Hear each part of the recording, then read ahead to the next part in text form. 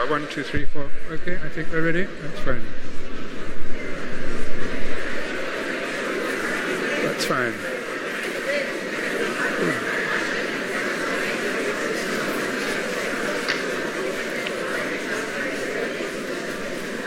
Good, just 1 or 2 coming in. Good. While we're waiting, could I remind you, if you would, cell phones? That's from the management, not from me. But thank you.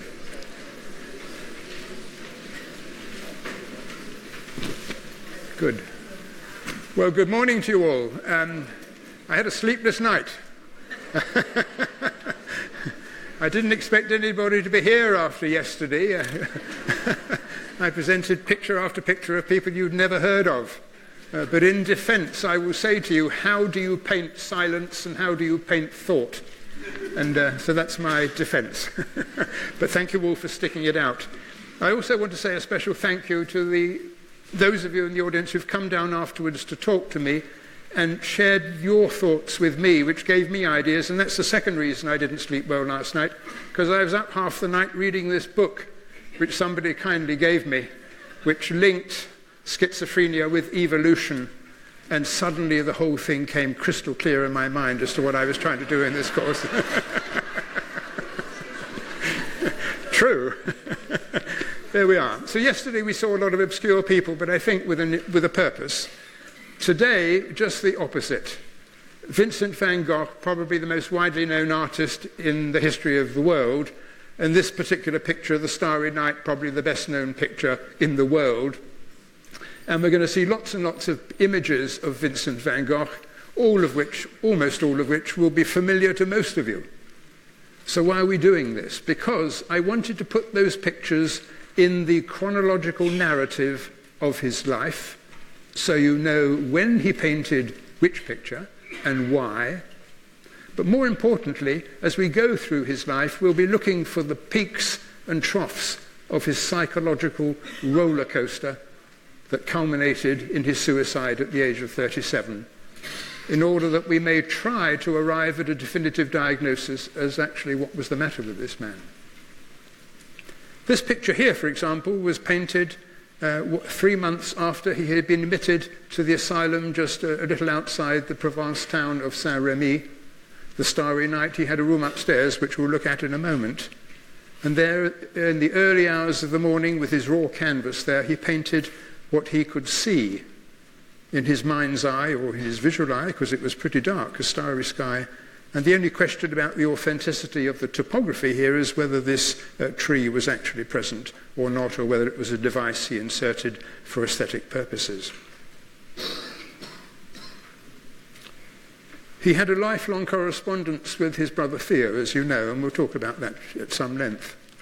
And he wrote to Theo from Saint-Rémy saying, "I'm struggling with all my energy to master my work, telling myself that if I win, it will be the best lightning conductor for the illness." What a beautifully coherent sentence that is. And it gives us an awareness that clearly this man was not schizophrenic, whatever else he had, because he could put words together so beautifully. And throw himself into his work he did. And in the last 2 years of his life, he produced no fewer than 800 canvases, in addition to an equal number of etchings, prints, drawings. But it was all to no avail, because shortly after leaving Saint-Rémy, within a few months, he walked into a field, took out a pistol, shot himself in the chest, and 36 hours later was dead. So what can we learn by following the life story of this young man to try to understand what was going on in his head that led to this tragic outcome? He was born in 1853 in the Dutch town of Zoetermeer, and he was the second child to be born to his father and mother. His father was the Dutch Reformed Church minister in the town. And he was the second child born, the first having been a stillbirth delivered by his mother 12 months earlier, also named Vincent. He had 3 sisters and 2 younger brothers. One was Theo, 4 years younger than Vincent, and another, less well known, Cornelius, who was the baby of the family who went off from Holland to the Transvaal to work on the development, the building of the Transvaal Railway. But he went at a time when the Boer War was just about to break out, and he was caught up on that. And being a Dutchman, he was interned by the British on suspicion of helping the Boers, and subsequently, in an internment camp, developed a high fever and died.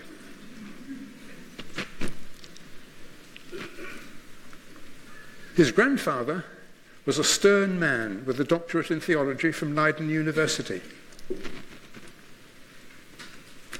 He had 6 sons, Vincent's father, a clergyman, and 3 others, all of whom were art dealers, interestingly.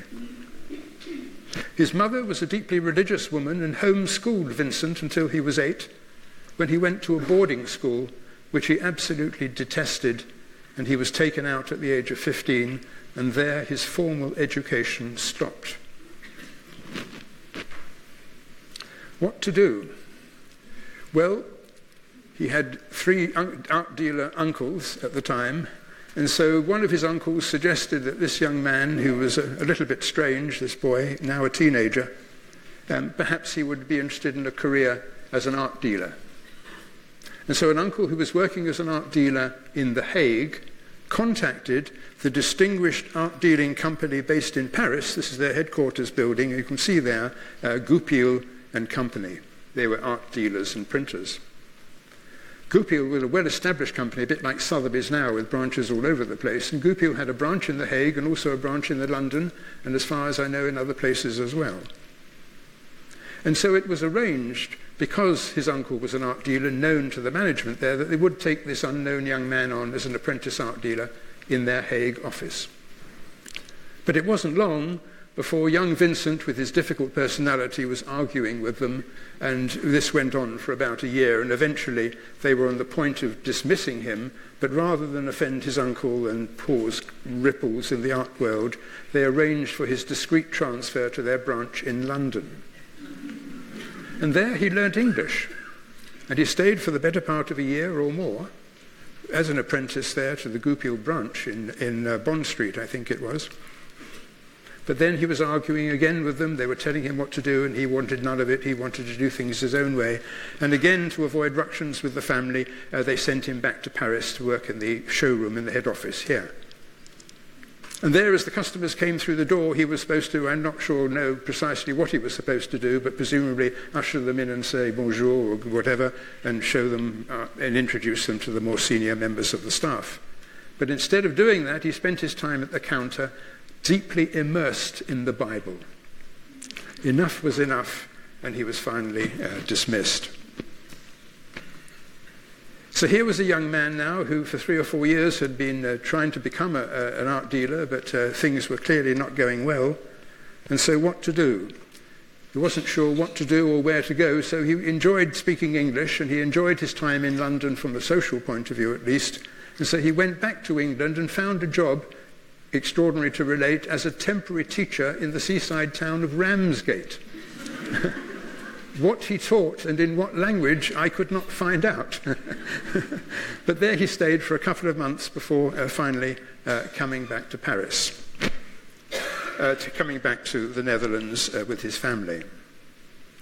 And he then resolved that instead, sorry, let me just go back one.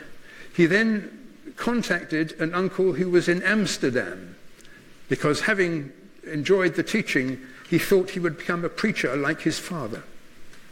But in order to do that, you had to have a university degree. So he went to stay with his uncle in Amsterdam in order to do preparatory work for the entrance exam to Amsterdam University.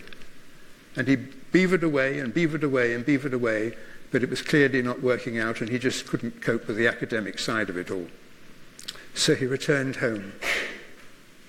And his parents were now becoming quite worried about him. He was a late teenager. And when he was home, his behavior was like all teenagers. He would be bad-tempered and argumentative, slamming doors, going out of the house, and then disappearing into his room and locking the door. And this sort of behavior that you and I would regard as perfectly normal, but for his But for his clergyman father, this was not normal, and he seriously suggested to Vincent that he spend 2 or 3 weeks in a psychiatric clinic in order that he could find himself and his equilibrium.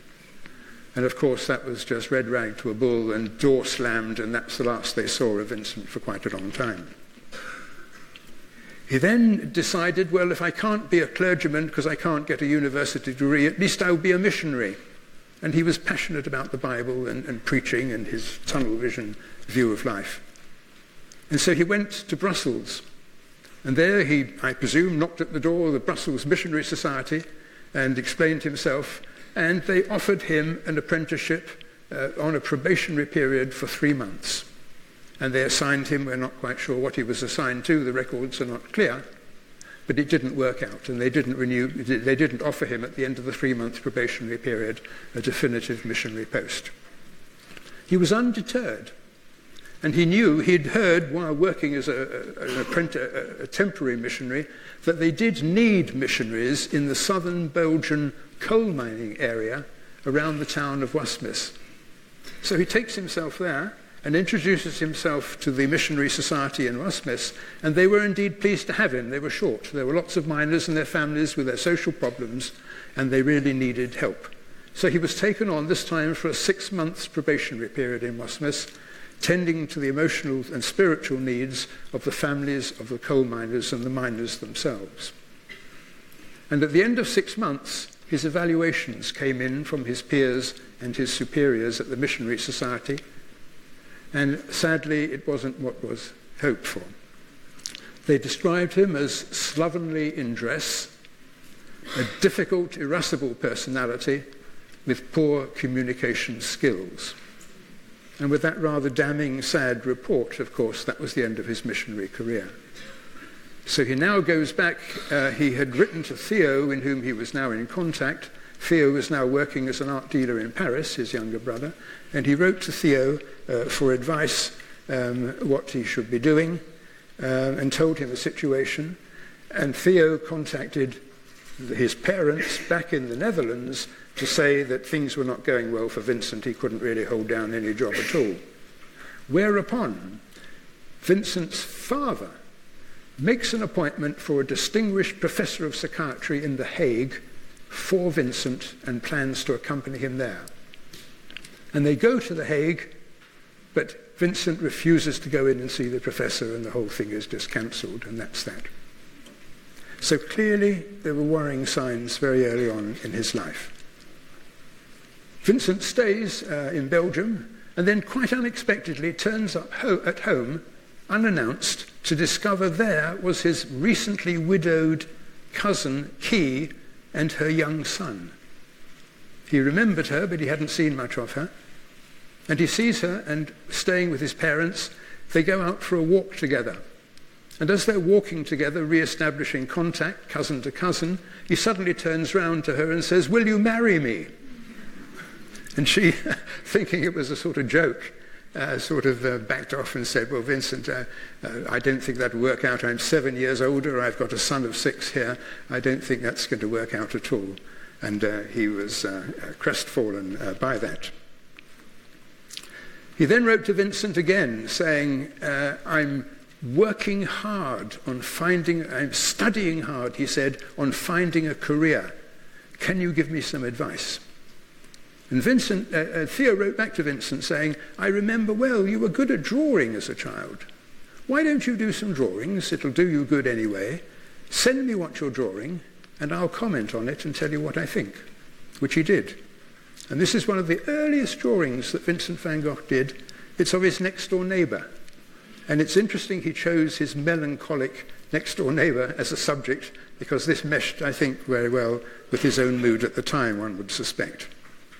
Right at the bottom there, it says in Dutch, "Eternity's Gate," at Eternity's Gate. Whether he put that on, I don't know. The handwriting is different. It was probably put on by a dealer, and dealers have to market things. And if you market something, it needs a title, and it needs to attract attention. So that's what that piece is particularly called. But just look at it. What an accomplished drawing it was. And he sent it to Theo, and Theo was very impressed. And he said, "Send me more. It's good work. Send me more." And so Vincent goes off and buys a palette of watercolours and does this. a scene, and with his dark mood, it's not surprising, it's a winter scene, dark clouds, a path that looks as though it's been raining, a tree that looks 3/4 dead, but look carefully, and the tree is not completely dead. There are little tiny buds appearing on the twigs there. And if you look at the sky, a couple of patches of blue. So Vincent, for the first time, was beginning to feel optimistic about a career as an artist. And he sends this to Theo, who is impressed. And in return, Theo sends him now a box of travelling oil paints so that he can go out in the countryside and paint just like the Impressionists. Vincent likes the oil paints, but he doesn't go outside. He stays inside and does still lifes. And here's one of his early still life, a cabbage, you can see, some potatoes, a carrot, and a pair of clogs. But dark, dark colours. And he sends this, let me just go back one, he sends this together with some other still lives, all in this very dark tone, not to Theo, but to one of his uncles who's an established art dealer. Theo is just learning the trade in Paris. And his uncle looks at these and says, well, he'll put them in his gallery, but I don't think they're going to sell because they look too dull. And indeed they didn't.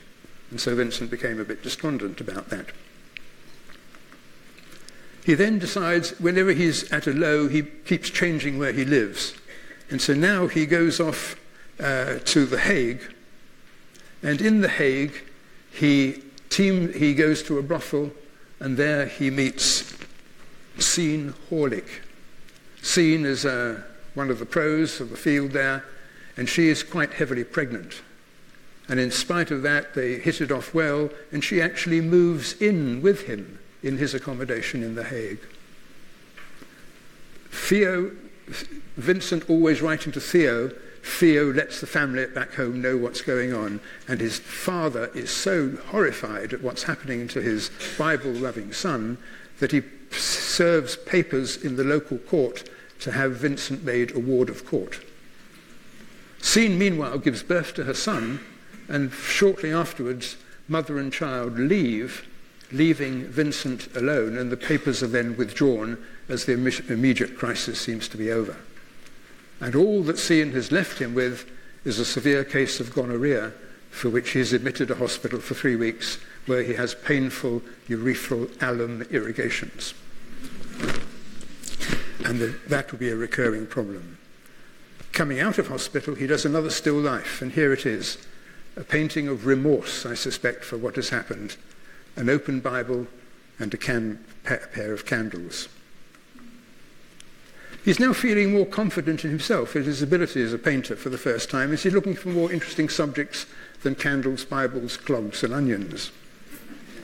And so he goes here and he approaches a weaver, and he does 4 or 5 canvases of the weaver. Here's one of the more striking ones with colour, as you can see there. And you can see his style that he's developing, quite physical in its nature, and really quite an advance from the still life that we saw a little earlier. And he's quite pleased with that. And then he paints, again, an interior, dark, here of some women enjoying a meal of potatoes, one serving some tea there or coffee around a table, and the meal consists of potatoes. And he sends this to his dealer uncle as well. And his uncle says, good work, getting better by the day, but still too dark, and they don't sell. And just about this time, he learns that his father has died. So every time there's an emotional crisis, he changes location, and now he leaves there and travels to, what is the port? Antwerp, little block. Goes to Antwerp, the port, and paints, and as luck would have it, it's a rainy day, as it often is in Antwerp, the sky is heavy, and there are the boats there. And meanwhile, Theo is sending him money to pay for his lodging, and also pay for his food. But Vincent, now bitten by the painting bug, is spending most of his money on his paints and on his canvases and on his beloved tobacco for his pipe, but not on food. And now, 30 years old, his teeth are beginning to fall out, one by one. Whilst in Antwerp, he takes advantage of the city and the cultural treasures that are to be found there by going into the churches, and there he comes across for the first time some of the great works of the Renaissance. And here is Rubens' picture of the Education of Mary. And for the first time, he's seeing oil painting with vivid colour. He's particularly taken by the silver blue of her dress there, the scarlet, and the pink of the chubby cherubs and the flowers above. And this gives him ideas that I need to get on out of this. They keep telling me my paintings are too dark. Perhaps this is what I should be doing. And then he goes round the various galleries, and he sees what is fashionable at the time throughout Europe, the Japanese woodblock prints that are still popular today. And he sees those, and he picks up on the aesthetic of this. Simplified forms, blocks of colour, very simple. And he's very, very enthusiastic. And he goes from lows to highs, and he writes to Theo to saying, I think this is going to work out. Can I come to Paris to be with you?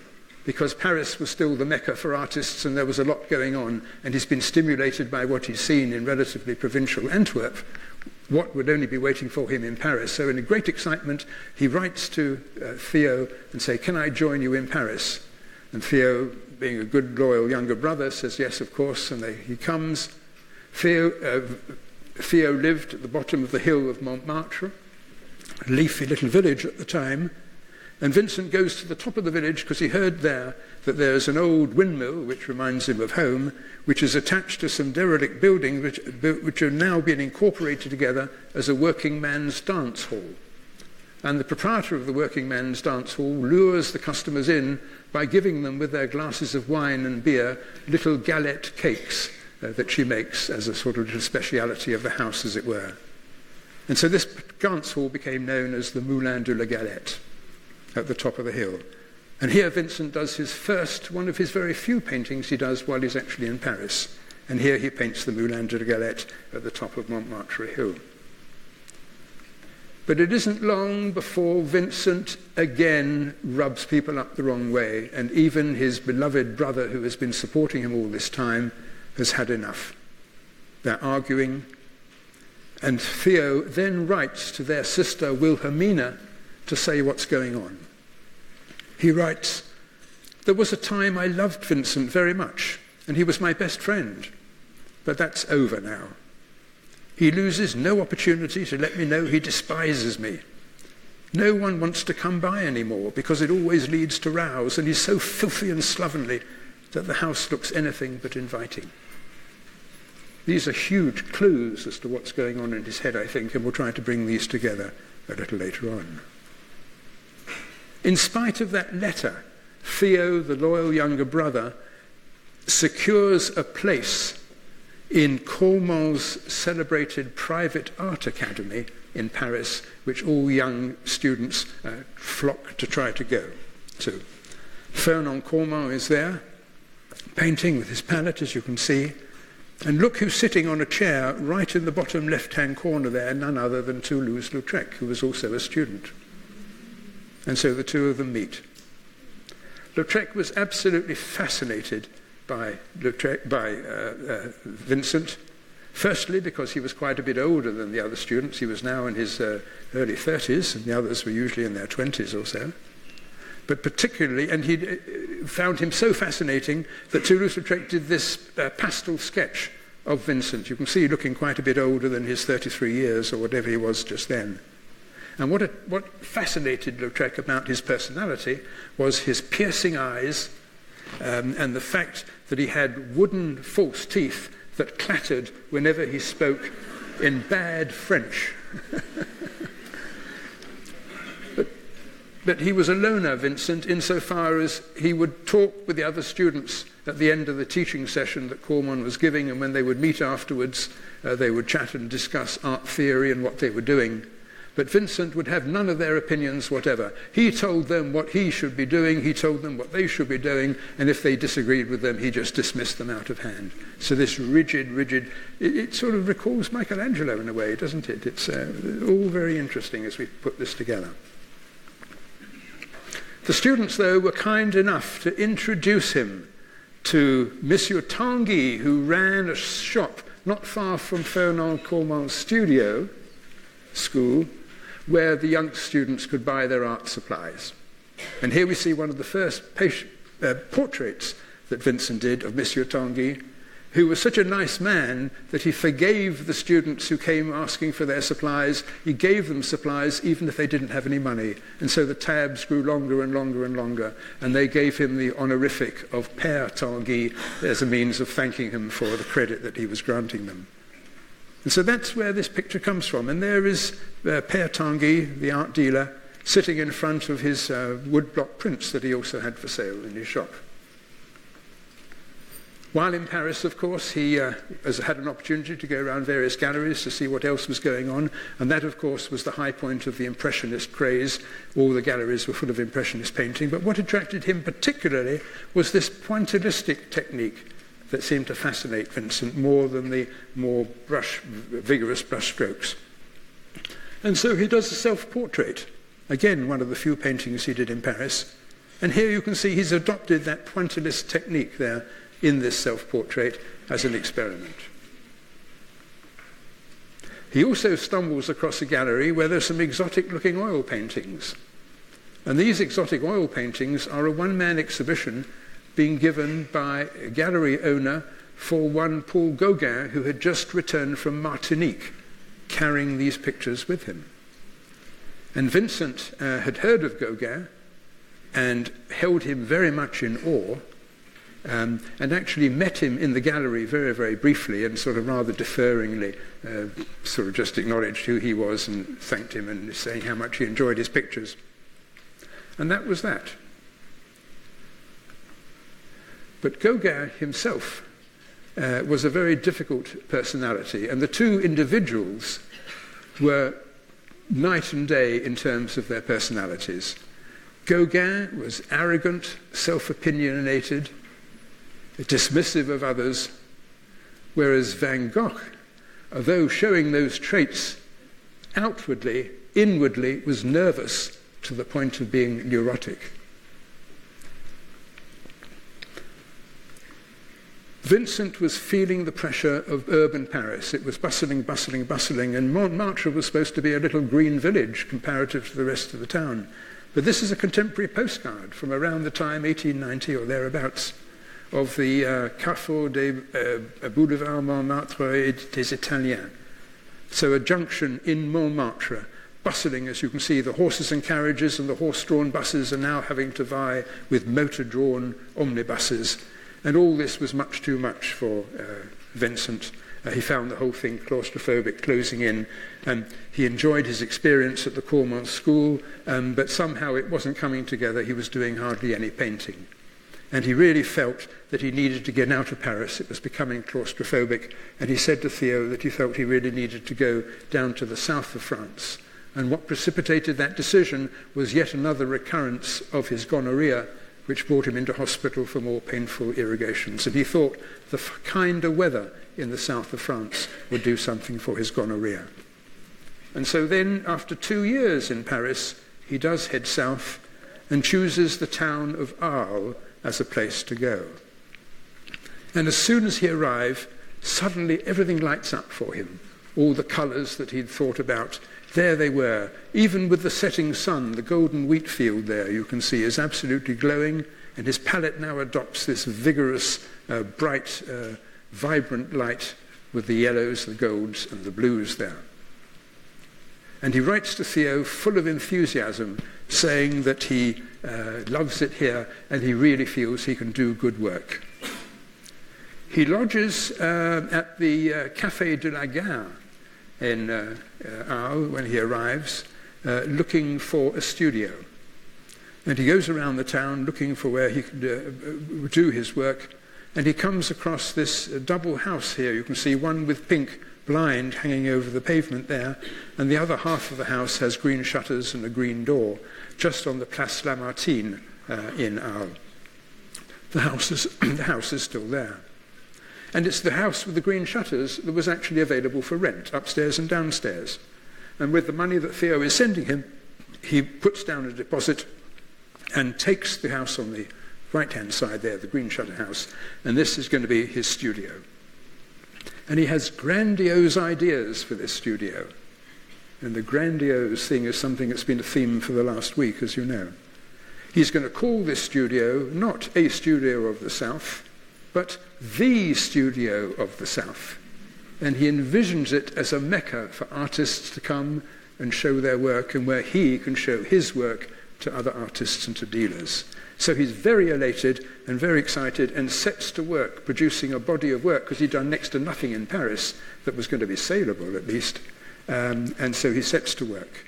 And what does he set to work doing? He starts off with 4 canvases, square canvases, of sunflowers. They're all different insofar as the sunflowers, some vases have 12 in, some have 10 in. The colours are slightly different. The band of colour above the beige of the vase is different. The background is different, and different museums around the world have their own version of sunflowers. But this is the one that happens to be in the National Gallery in London, for what that's worth. And Vincent's concept was that he would frame them all the same. They'd all be the same size, all be square, and that he would line the walls of his gallery with his creations in the Gallery of the South. Starting off with still lifes, but there'll be city view, there'll be town views, there will be landscapes, and there will be portraits. Grandiose vision for what he's going to achieve in his studio. And he goes out, and there's the cafe at night. And you can see the stars there in the sky beginning to develop a little halo, but that's just an incidental observation at this stage. And you can see the vivid colours, the yellows, the greens, the beige, and the light. And he's obviously very excited and on a high, and things are going well. But then he writes to Theo to say that something's happened. He says, "Things were going so well, Theo, but I'm unable to describe exactly what is the matter with me. Now and then, the horrible fits of anxiety, apparently without cause, or otherwise a feeling of emptiness and fatigue in the head. At times I have attacks of melancholy and atrocious remorse." And he goes on in the letter to say, at bottom, I'm really feeling lonely. I remember meeting Gauguin in Paris, the great Gauguin, who had a reputation now for being a true original, and perhaps he could learn from Gauguin if Theo could persuade Gauguin to join him for a short time in Arles. And there's Theo, and Theo obliges, and he approaches Gauguin and says, "My brother Theo, he met you briefly," and Gauguin scratches his head and I'm sure can't remember who he was. But he does eventually persist and persist, and Gauguin finally relents and thinks, well, perhaps it wouldn't be a bad idea to go down to the south of France, free accommodation, why not? And he says, all right, well, I'll come down and I'll spend a few weeks with your brother, tell him I'm coming at the end of October. And so he does. And Theo tells Vincent that Gauguin has agreed to spend some time in Arles with him, and Vincent is over the moon. He goes off and buys some furniture, because all this time he's living in the Café de la Gare, in a room by the railway station, using the yellow house there just as a studio. The upstairs has been empty. So now he goes out and he buys 2 beds, simple beds, a couple of tables, a couple of chairs, a few pictures on the wall that he's done, and there we are. He's painted the room ready to receive Gauguin. And I'm not sure if this is Vincent's room or Gauguin's room next door, but I'm sure they were very similar. And so Gauguin finally arrives, and they start painting together. And Gauguin does very little work when he's there. He's there for about 6 or 7 weeks. He does very little painting, but he does this painting of Vincent at his easel in his chair with his coat. So it was latter part of the year, and even in Arles in November, the weather gets a bit cold, and there's Vincent in his coat painting. And immediately, within days of meeting, Vincent is in awe and trembling at the thought of this great man coming to spend time with him, but soon his personality comes out and he starts arguing with Gauguin. Personalities couldn't be more different, and they clash constantly as personalities, but more than just as personalities, on a matter of artistic principle. For Gauguin, painting was all about imagination. For Vincent, he says, no, you have to paint what you see. And there you can see Vincent painting his sunflowers there with the vase. There's his canvas. We can't see what's on the canvas. We just have a side view. But there's the bowl of flowers that he's actually painting. And the two clash. And Gauguin says, well, you asked me down here to tell you what to do. Forget copying things. Use your imagination, man. Paint for me a picture of your native Holland. You'll remember that, surely. And Gauguin Vincent nervously agrees. And this is what he produces. Strange painting. Green. Houses of his native flat Holland. Bushes, clouds, all in this strange acidic green. Clearly he's very uncomfortable with what Gauguin has recommended. And then everybody around the world knows what happened next. Vincent's ear. What happened? But more interesting, why?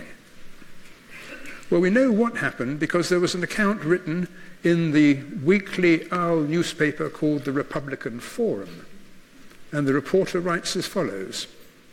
Last Sunday, the 23rd of December, 1888, at 11:30 p.m., one Vincent van Gogh, a painter and native of Holland, presented himself at the brothel Maison de Tolérance Numéro 1 and asked for Rachel and handed her, wrapped in paper, his ear, saying, "Keep this carefully so you will remember me." The article goes on, the police were called and the following morning found him lying in bed, showing hardly any signs of life. He was taken to the local hospital. Gauguin tells us what happened. They were working together and, as always, arguing about something or other, and Gauguin became alarmed because Vincent was now threatening Gauguin with violence, which he had never done before. Alarmed, Gauguin decides to sleep that night in a hotel. And when he returns to the Yellow House the next morning, he finds the door open and the police there. And he goes inside and he finds the whole place splattered with blood. And he asks the police what had happened. They said, this man here is in the hospital. There's been an accident of some sort. And Gauguin goes off to the post office to send a telegram to Theo in Paris to tell him his brother's in hospital and that he should come down. When Gauguin gets back to the house, it seems as though the whole of Arles has gathered outside, gawking at what's going on in there. Gauguin later related to a friend what he thought precipitated Vincent slicing off his ear. And what it was that Gauguin had told Vincent, frankly, I've had enough of you and I'm going back to Paris tomorrow. And that's what provoked, I think, the outburst of threat against Gauguin and the whole episode. So there is what happened and probably why. Theo gets the telegram and he takes the night train from Paris to Arles and is met at the station by Gauguin, who the next morning takes him to the Arles hospital and the ward where Vincent is a patient. Vincent later painted this from memory of the ward in which he was admitted at the time, just prior to his discharge. His memory was sufficiently sharp for him to recall the detail. Tellingly, Gauguin stays outside and doesn't go to see Vincent in the ward at all. Theo goes in and sees the situation and talks to his admitting physician, Dr. Felix Ray, who subsequently befriended Vincent and agreed to sit for his portrait, which he did here. And Felix Ray, interestingly, on his admitting diagnosis as the physician of the day when Gauguin came in, he wrote on the admission diagnosis, acute mania and generalized delirium. Well, it's not a diagnosis so much just a descriptor of his symptoms, because psychiatry in 1890 or so was not really very advanced. But Ray said to Theo he will keep an eye and send reports, and as it was Christmas Eve, Theo and Gauguin took the train back to Paris. And Felix Ray, the physician, was going to be the go-between, and he would report back what was going on to Theo. And what he reported was that for the next couple of days, your brother was behaving in a very strange way. He was getting in and out of bed with other patients, and on one occasion was found washing himself in the coal bucket. But slowly, he seemed to improve. And plans were eventually made after 3 weeks of hospitalization for him to return to the Yellow House. the physician in charge wrote in his discharge note that a psychiatric opinion is suggested. While preparations were made for Vincent to return to the Yellow House, now he seemed to be managing all right, a cleaning lady was sent to mop up all the blood, and the house was then made ready. In addition to the cleaning lady, the postman, Joseph Rollin, whose portrait Vincent subsequently painted, also went to the house to help with the cleaning, and he met Theo before Theo returned to Paris, saying that when your brother is discharged from hospital, I will pop by from time to time, keep an eye on Vincent for you, and I'll report to you if there's anything to tell. So that was the relationship there. So Vincent goes back home, and now he tries to re-find his equilibrium. And how does he do that? Well, he needs to throw himself into work for sure, but what does he choose to paint? He does a still life, selecting items from his previous life which to him represented normality and stability. So he puts a board on his table, and on the table he puts a plate, some onions, things familiar, his beloved pipe and tobacco. At the back there a candle and some matches you can see in a pot, a coffee pot behind, and there to remind him of his brother Theo, a letter from Theo. And interestingly, a book on health, santé, there, indicating that he was clearly trying to come to grips with the nature of his illness. He does some self-portraits, here with his ear, bandaged. And he'd started, before Gauguin left and before the ear incident, started painting two chairs, almost sort of anthropomorphic chairs, one Vincent, one Gauguin. And he'd only started work on his own chair, and now feeling a bit more in command of himself and the situation, he completes the painting of his own chair, trying to re-establish equilibrium and normality. Whoops, what's happened here? There we are. He writes to Theo saying things are going well, but not for long. He's now readmitted to the hospital, this time with hallucinations, and the voices are telling him that he's being poisoned. And this is a painting he subsequently did of the courtyard of the hospital. And he's admitted for 2 weeks this time, eventually seems to get better, and then returns home. Back home, he's visited by the wife of Joseph Rollin, the postman. Her name is Augustine, and she's a lovely maternal figure. And she pops in to see him because he's on his own and asks him how he is and how things are going. And Vincent really adores her, and he regards her like a sort of mother figure, exaggerating her bosoms, I suspect, to convey the motherly instinct. And there he paints her, with her permission, this portrait. And interestingly, he calls it, on the right-hand side there in right, you can just see La Berceuse, the lullaby, as if he's imagining himself a baby on her lap being rocked. I think quite a moving picture. But the final straw comes not only with another relapse of his gonorrhea while he's down in Arles, yet another admission to Arles Hospital, back home again, and every time he comes back home, the local people come peering in to see this strange monster man, and he shouts at them and throws things at them, to the point that the local citizenry petition the mayor to have him incarcerated in a mental institution. The mayor's not quite sure what to do legally. Has he got the right to do that, and medical advice and one thing and another? But before we know it, Vincent himself realizes this can't go on. And so what the precipitating episode was the people peering through his door, through his window every morning. He would wake up, go downstairs, and there he would find a dozen faces peering at him, everyone trying to, like a circus performer, trying to see the monster. And Vincent says, enough is enough.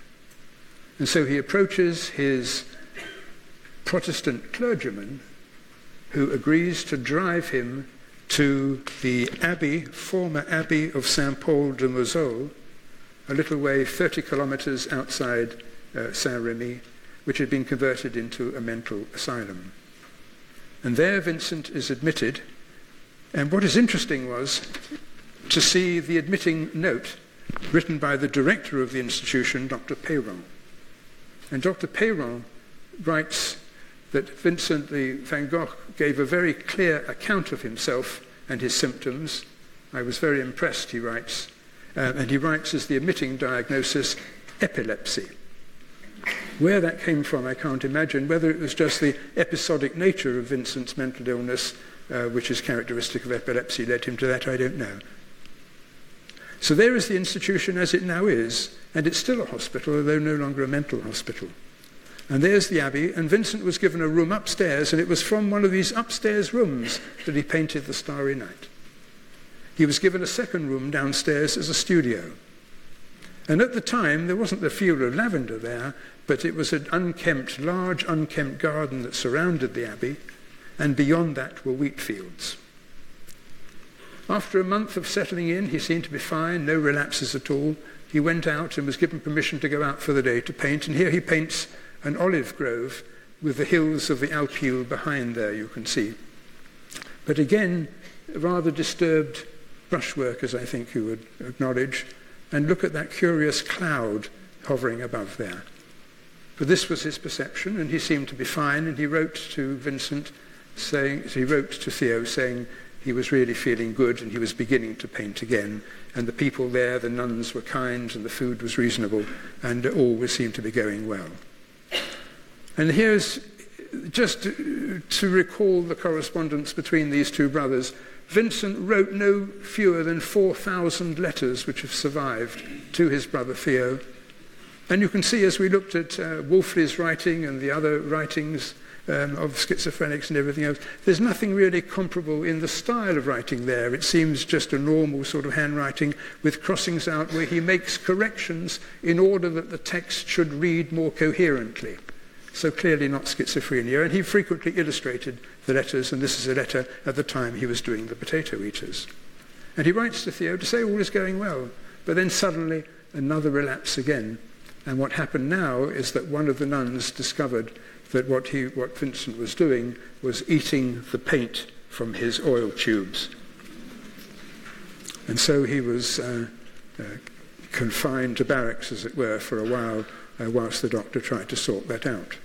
And then he seemed to perk up, and now he went out, and here we have a picture of a lilac bush in flower, can you see? And it all looks really rather pleasant, doesn't it? So you can see how his mood fluctuates from one to the other.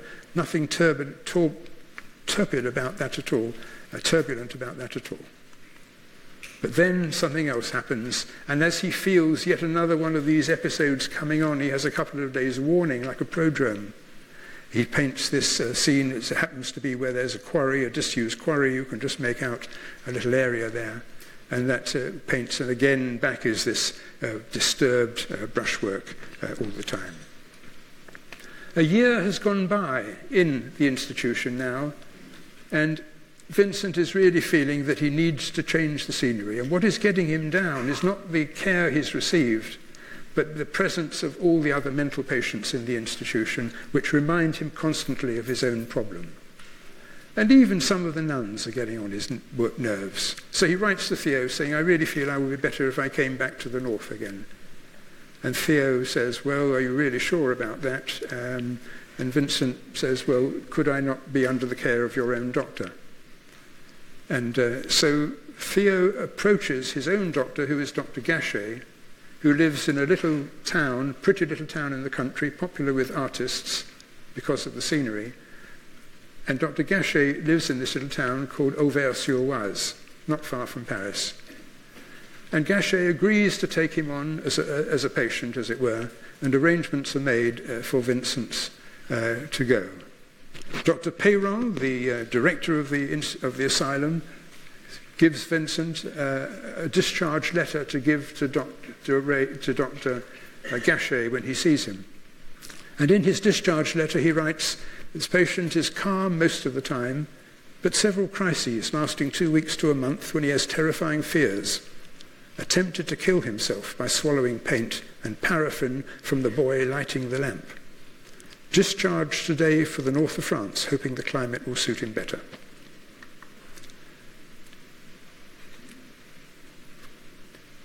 Dr. Gachet here, sketched by Vincent subsequently, had earned his doctorate in melancholia, or what we would now call depression. And hearing Theo's description of his brother's ailments, he said to Theo, "Oh, I'll take him on, don't worry. It doesn't sound as though there's very much wrong with this young man other than good food and some exercise and fresh air won't cure.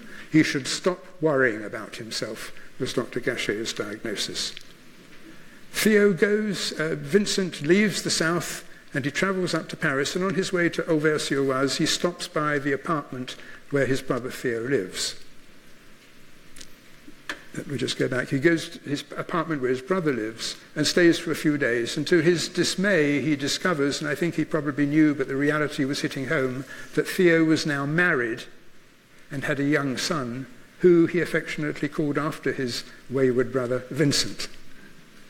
But what was worrying Vincent now, the big Vincent, was that now his brother was married and he was depending on him for his finance and moral and spiritual support, that now he was married with a son, Theo would no longer have time for him. So with those thoughts in mind, he then takes up lodging above the bar restaurant run by Monsieur et Madame Ravoux in Auvers-sur-Oise. And there he throws himself to work, feeling depressed and alone, but throws himself into work. He has a room above there where he lives, and in 70 days he produces 70 canvases of oil. He goes out into the town and then paints the church in Auvers-sur-Oise. A little bit wonky, as you can see there, the sky looking a little bit turbulent, but again the vivid blue and the rather acid green there, I think. And he paints that. And then he paints Dr. Gachet. He visits Dr. Gachet, and for the first few weeks things go well. He goes every week for a consultation and they chat about anything and everything, and Gachet agrees to have his portrait painted. And so Vincent paints this portrait of Dr. Gachet. But within the month they stop seeing each other. Why? Because they're arguing again, and he won't do what Gachet says. And so now Vincent is on his own. Before he left Arles, he did some paintings of wheat fields. This is in the spring before he left. And you can see there are already gathering storm clouds. And now he's in Auvers. He paints the wheat field now in full fruit, golden wheat field. But look at the sky, now heavy with clouds, and landing on the wheat field a flock of black crows, the harbingers of death. On a Sunday afternoon, Vincent goes down from his lodging in the Ravoux place, goes down to where the chateau is, and then walks into a cornfield behind the chateau. And he takes out a revolver, and he points at his chest and fires, and falls to the ground unconscious. Surprisingly, some hours later, he regains consciousness and is actually able to get up and stagger back to his lodgings in the Ravoux cafe, and takes himself up to bed. Monsieur Ravoux sees the situation, immediately calls a doctor who examines him when he's in bed, recognizes the wounds and says, "The bullet is much too deep, there is nothing I can do." And that was the state of the art in 1890. Monsieur Ravoux calls Theo, who comes and sits vigil by his bedside, and 36 hours later, Vincent dies. The funeral was a sad affair. It was attended only by Vincent, by Theo, Dr. Gachet, 20 local people whom he hardly knew, and a couple of artists. 6 months later, his own brother Theo died. He had been ill, died back in the Netherlands, only 33 years of age. Why? Probably tuberculosis, possibly syphilis, more likely tuberculosis, and died. And he was buried in a family plot in Utrecht. In 1914, his widow had him exhumed in order to be reburied next to his brother in the churchyard at Arles, which Vincent had actually painted 3 months before his death. The ghost of Vincent can still be found. If you go to Arles, you can go to the hospital where he was confined, and you can walk there and around, and that's you remember the cloisters that he painted when he was admitted with the hallucinations and claims that he was being poisoned. The ghost of Vincent still strides boldly around the hospital in Arles. In 1960, a farmer back in Auvers-sur-Oise was ploughing a field and came across a metal object that struck his plough, and he looked down and it looked like a rusty old gun. It had lost the wood of the stock, but the rest of it was intact. And he just took it to somebody who knew a bit about guns, and it was identified as Le Fanchot civilian version of a revolver manufactured between 1865 and 1890. Adeline Ravoux, the daughter of the landlord, recalls that her father had such a pistol. And it seems very likely that was the very gun that Vincent had shot himself with, which had fallen down when he lost consciousness and now recovered. So what was the diagnosis of this man? Well, the bottom line is we don't know, but we've got so many clues, haven't we? I think we can, let's look first of all at things that were just a reflection of his bizarre lifestyle. Could all his hallucinations and behavioral problems be on the basis of alcoholism? The answer is yes, except that he wasn't an alcoholic in the way that we saw Edvard Munch was, for example. He'd only started drinking a year or two before the end came. So it's unlikely simply on the basis of the time scale. Tertiary syphilis, well, there was no evidence he had syphilis, but bear in mind the syphilitic spirochete is often a fellow traveller with a bacterium causing gonorrhea. So he may have acquired syphilis without anybody ever realising it.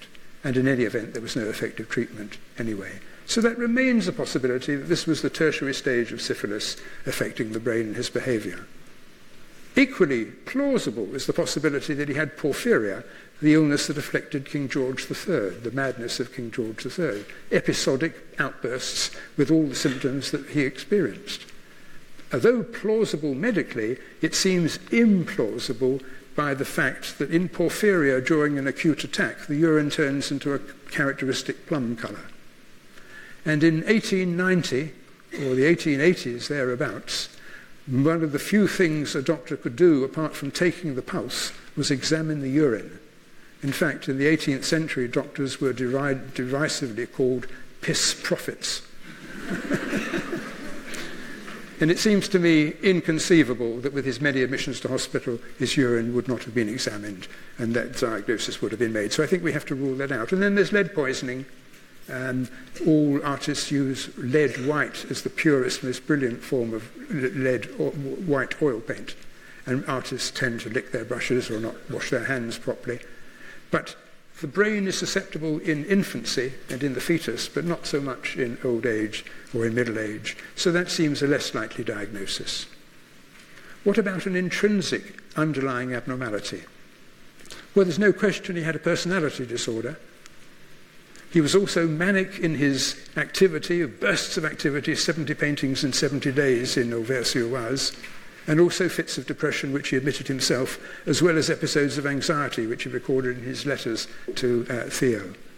So that, I think, is a must. He must have that in the diagnosis. Temporal lobe epilepsy is a little bit nebulous. It's a little bit of a dustbin, and what it postulates is that the temporal lobe of the brain where auditory sensations are interpreted, remember we looked on Wednesday at the brain with the part of the brain that receives the auditory stimuli of sound, and a different part of the brain allows you to formulate the words to answer and carry out a conversation. And it's postulated in this particular condition, spontaneous epileptic-like bursts of activity occur in the temporal lobe, producing these hallucinations and other sort of cognitive defects. Schizophrenia, I think we had to rule that out because of the lucidity with which he writes. So that's as far as we can get with the diagnosis. So let's just, in the last few minutes, I short-changed you yesterday and I'm going to long-change you today, so just about 5 or 10 minutes if you're patient. How do we link all this together? We started out by calling this course the link between art, genius, art and madness. We've had enough art, I think, to last us a week or two. But what about the genius and madness? How can we establish that these things are definitely linked? Aristotle had no doubt at all. He said no great genius was without a measure of insanity. and Shakespeare concurred in many of his characters in his plays. A genius, in order to answer something scientifically, you have to be able to define what it is you're studying. And if we're trying to make a statement about the relationship between genius on one hand and madness on the other, we have to define genius and we have to define madness. And then we have to identify individuals who have those qualities.